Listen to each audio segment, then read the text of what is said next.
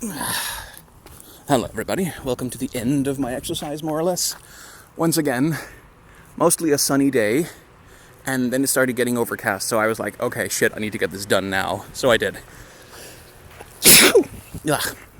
So mostly I'm done. I'm gonna do a few more rounds while I talk to you guys though.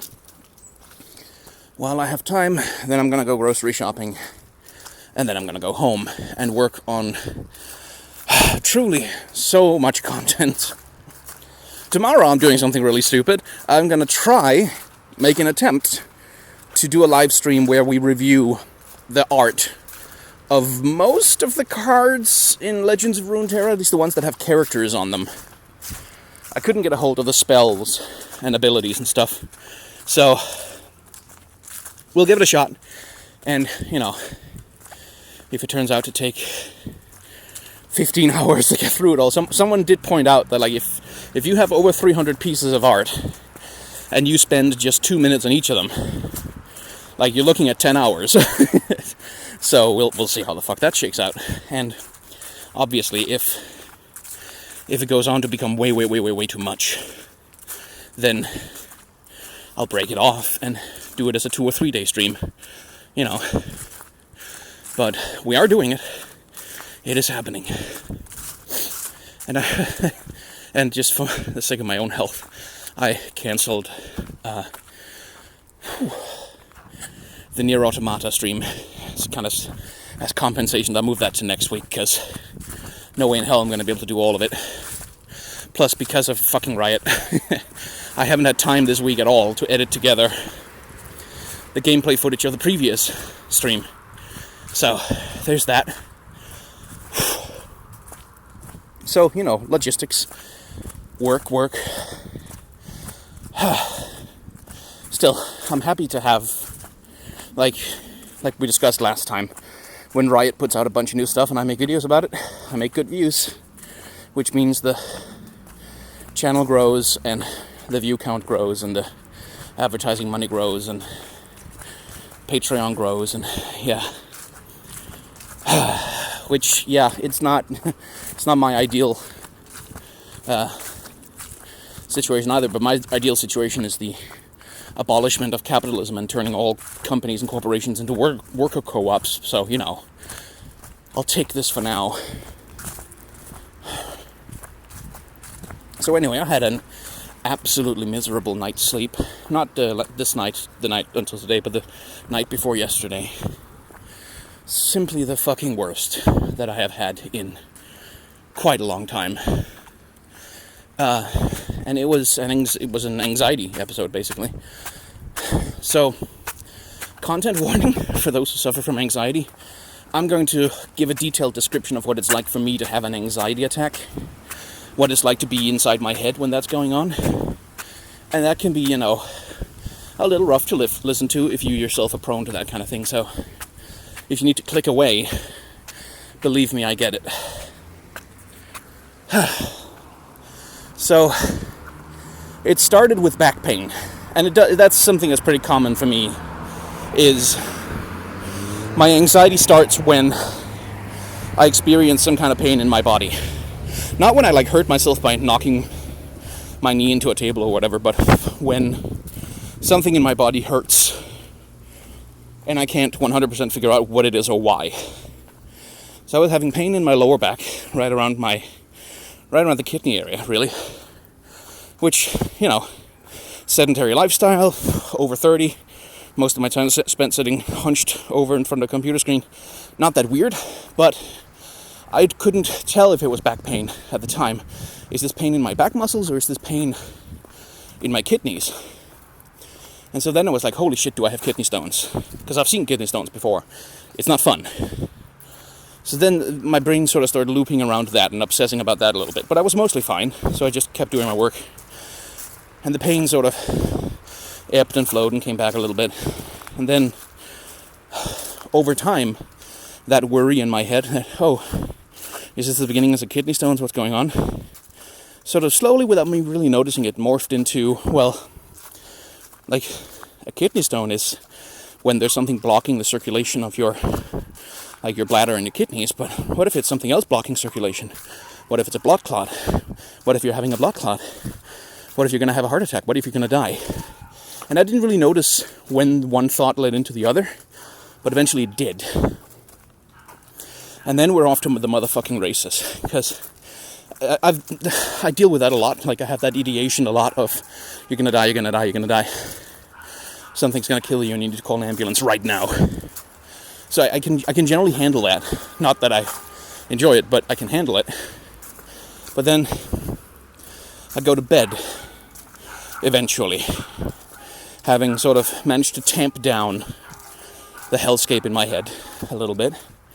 And just as I'm drifting off to sleep finally, my body does something it hasn't done in years, but which it does sometimes when some dogs are having a disagreement, but which it does sometimes when I'm having anxiety. It wakes me up with a shock, which is, you know how sometimes you're lying down to sleep and you get that sudden jolt, like you suddenly jolt awake, like, oh, it felt like you were falling almost for a second. It's that, but like turned up to 11. So it's not just that I'm like, oh, I'm gonna go sleep. Okay, I'm gonna go to sleep. I'm like hyperventilating and like sitting bolt right upright in bed, like someone in a movie who wakes up from a nightmare. You know, just like huge kick of adrenaline right into my system. And that's something that used to happen to me some years ago when my anxiety was at its worst. I would have that where I try to lie down and sleep, and then my body just goes into overdrive for no discernible reason, except the discernible reason is anxiety. And the first time that happens, I'm just, okay, fine, I do my rituals, I try to calm myself down, talk myself through it. Like, it's not a heart attack. If it was a heart attack, you'd have these other symptoms. You don't have these other symptoms.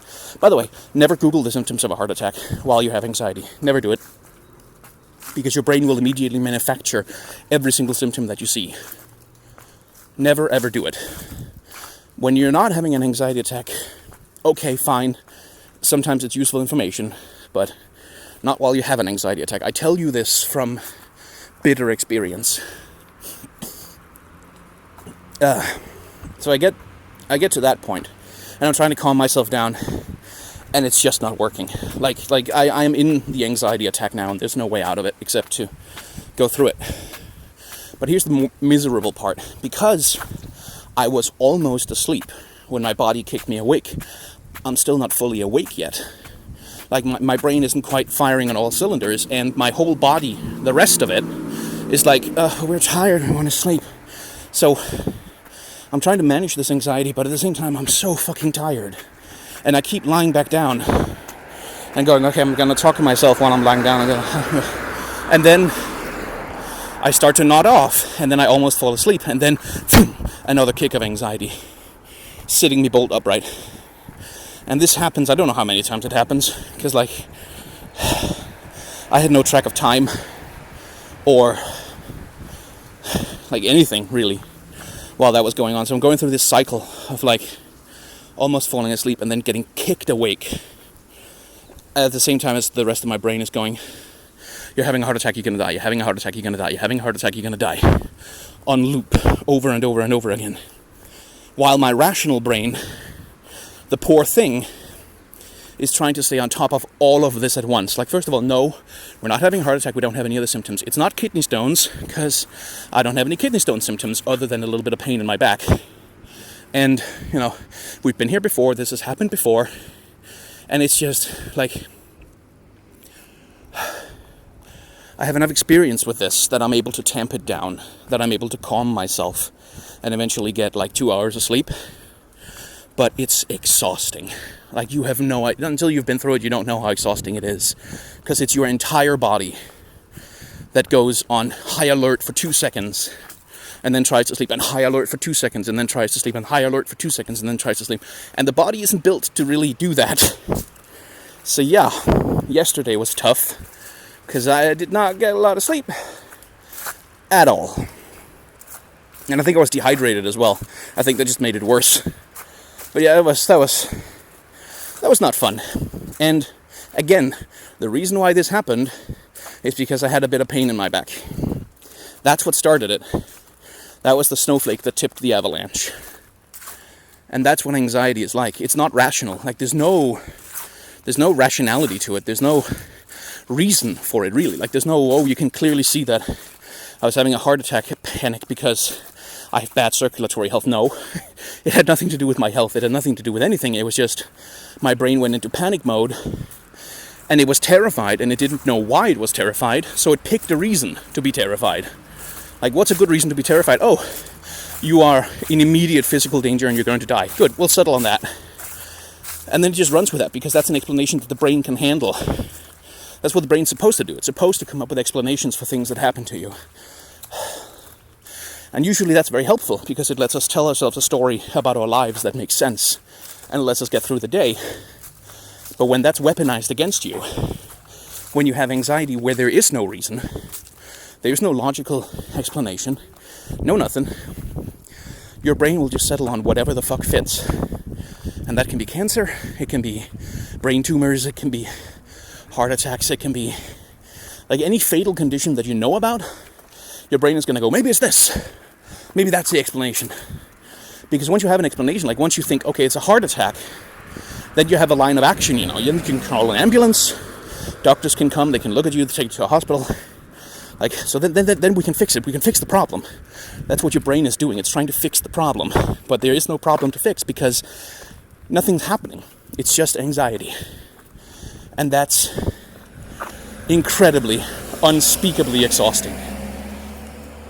And I didn't exercise yesterday because it was pissing down rain. But if it hadn't been pissing down rain, then the reason why I didn't exercise would have been that I was completely fucked over by my brain. Which, by the way, is one of the reasons why just go do exercise or just get on a diet is not really necessarily useful advice for people with anxiety and depression. Is because when we have anxiety and depression, those options are not necessarily available to us. Like the brain might not. Maybe it's because you're exhausted because you spent all night having continuous panic attacks. Or maybe it's because there just isn't the serotonin and the chemicals available in your brain to motivate your body into doing anything other than eating junk food. That's something that's kind of important for people to understand, is that mental illness is not the same as physical illness, in the sense that, no, like it's not like having an infection that gives you 40 fever and then you can't move. It's not like having a broken leg that means you can't run. But it's the control system of your body, your brain. That's what's broken. That's the thing that doesn't work, which is why there's certain things, even though there's no physical impediment, like there's no reason why someone with ADHD shouldn't be able to do all the actions that are necessary to get organized. There's no physical impediment, but the brain just doesn't have, like the circuits that it needs just aren't aligned correctly. The chemicals that it needs just aren't available. And that's, that's something that's important to have empathy for, because that shit is invisible. You can't see it on people. Like you have to take it on faith that when they say that this is what's happening to them, that's what's happening to them. And that's your job if you're someone who has a friend or a family member with mental illness or someone that you're taking care of.